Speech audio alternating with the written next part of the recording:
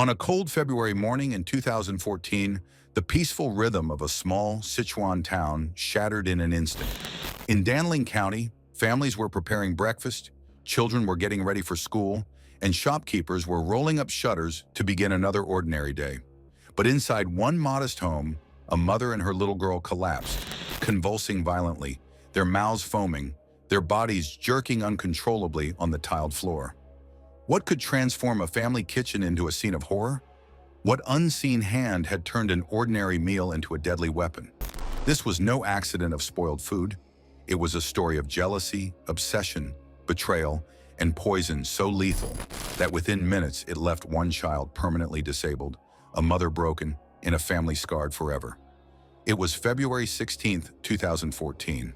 At around 8:00 a.m., Hua Quanhua stepped out of the bedroom where he had been with his infant son. The morning had been quiet until he entered the kitchen and froze. His wife, Zhang Lili, just 32, lay sprawled on the floor.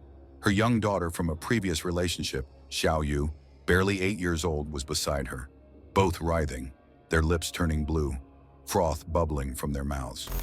For a moment, Hua thought it was some sudden illness, maybe carbon monoxide poisoning, but the sight of vomit, the twisted limbs, the sheer violence of their convulsions told him this was something else. In panic, he dialed emergency services, his voice trembling, begging paramedics to come quickly. Within minutes, the sound of sirens pierced the quiet town. Paramedics rushed the two victims to Danling County Hospital. At first, they regained consciousness briefly, but then their seizures returned, more violent each time. They vomited blood and foam, their bodies unable to process whatever toxin was coursing through them. Doctors worked frantically, stabilizing them as best they could, but they knew survival required advanced treatment. Both victims were placed into an ambulance and rushed to Meishan City People's Hospital, 50 kilometers away. Every second was a gamble against death. On the way, Zhang Lili's heart stopped once. Paramedics fought to revive her. Against all odds, she survived. Both mother and daughter clung to life, unconscious, suspended between this world and the next. When doctors analyzed their samples, the truth emerged. They had been poisoned. But how? And by whom? Hua himself was unharmed. He hadn't eaten breakfast that morning, a fact that at first raised suspicion, but then quickly established him as both witness and survivor. His story matched medical findings. Someone had targeted the food itself. Police entered the Hua household later that morning. What they found disturbed them. The kitchen and dining room were unnaturally clean, too clean.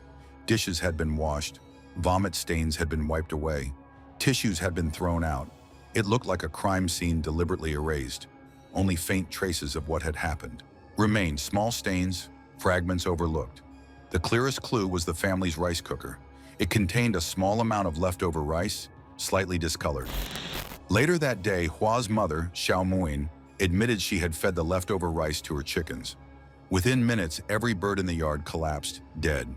Tests revealed the rice was laced with one of China's most notorious agricultural poisons, the so-called three-step rat poison. Its name came from legend. After 3 steps, the victim collapses. Investigators now faced a crucial question. Who had placed poison in the rice cooker? At first, suspicion fell naturally on Hua himself. He was the husband, the one who stood to inherit his wife's savings, the one with debts and financial troubles. Detectives combed through his finances, expecting to find evidence of embezzlement or greed. But their search only deepened the mystery. When Hua withdrew 100,000 yuan to pay medical bills, he returned the bank card with every cent accounted for.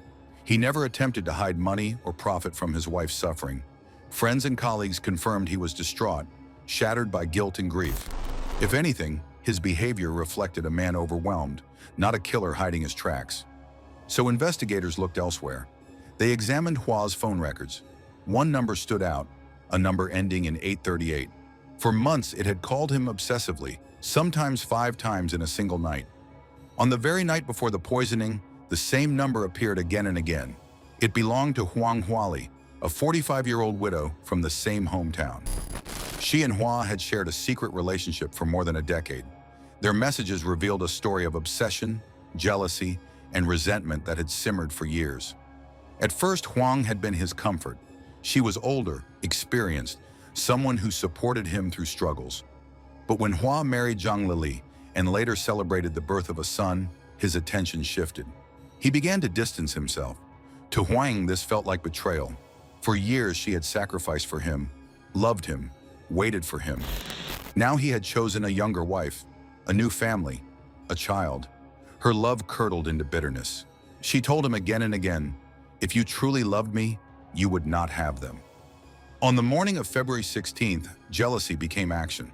Security cameras captured a woman in a thick coat approaching the Hua residence around dawn.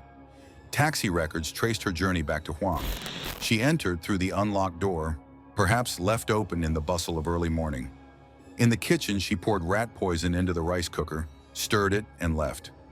Before going, she even stole meat and vegetables from the fridge, a bizarre, almost surreal detail that revealed her audacity. That breakfast, the most ordinary of meals, became her weapon. When Zhang Lili and Xiaoyu ate, their fate was sealed. Minutes later, their bodies convulsed. 7 days after the attack, police arrested Huang. Forensic analysis confirmed her fingerprints on the poison packet. CCTV and taxi receipts mapped her movements exactly. There was no doubt. Her motive was as chilling as her method. She wanted revenge. She wanted Zhang and her daughter gone, so that Hua might return fully to her. In July 2014, the Ma City People's Court sentenced Huang to 22 years in prison for intentional homicide and ordered her to pay compensation to the victim's family. Some argued the sentence was too light, that she deserved death. Others pointed to her age and confessed guilt as mitigating factors. Whatever the debate, justice could not undo the damage. For Zhang Lili, survival came at an unbearable cost. Her body ravaged by poison, never fully recovered. She faced chronic pain, heart problems, and emotional trauma. For Xiaoyu, the consequences were even more tragic. The poison caused severe oxygen deprivation to her brain. She survived, but with permanent disabilities. She could no longer attend school like other children. She struggled to speak, to move freely. Her world narrowed to the recognition of her parents and grandparents, her childhood stolen by one moment of jealousy. And for Hua Quanhua, though physically unharmed, the burden was heavier still. He had loved two women, one in secret, one openly, and in the end, his divided loyalties had fueled the motive for murder.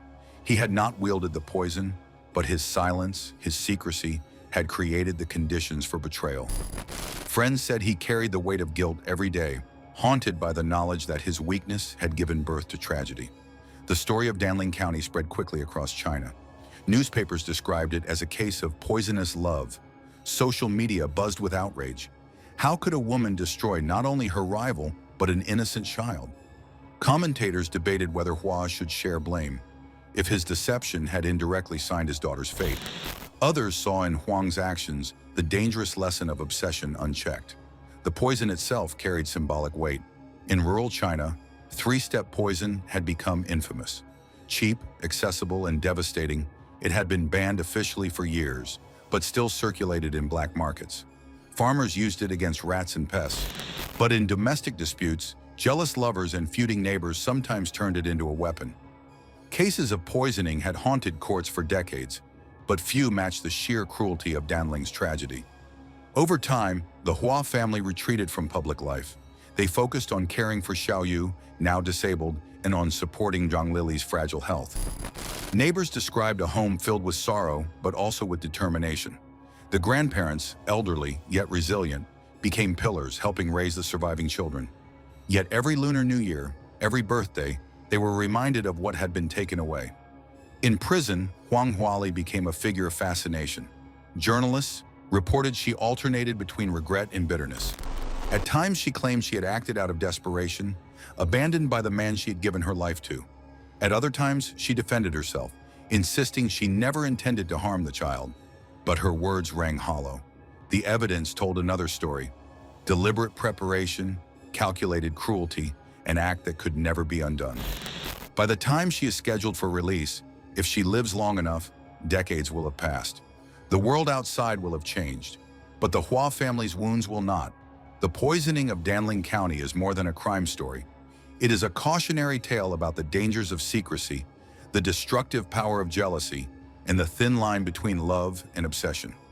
It shows how trust, once broken, can curdle into rage so deep it destroys lives. And it reminds us that the smallest choices, a phone call unanswered, a lie told to protect pride, can ripple outward until they culminate in tragedy. So what do you think? Could jealousy ever justify such cruelty? Or was this always the inevitable outcome of secrets left unspoken? If you had been in Hua's place, would you have seen the warning signs before it was too late? Share your thoughts below. I'll be reading them all. And if this story shook you as much as it shook me, don't forget to subscribe to Crimnest, where every week we uncover the darkest, most haunting true crime stories from across Asia. Until next time, stay safe.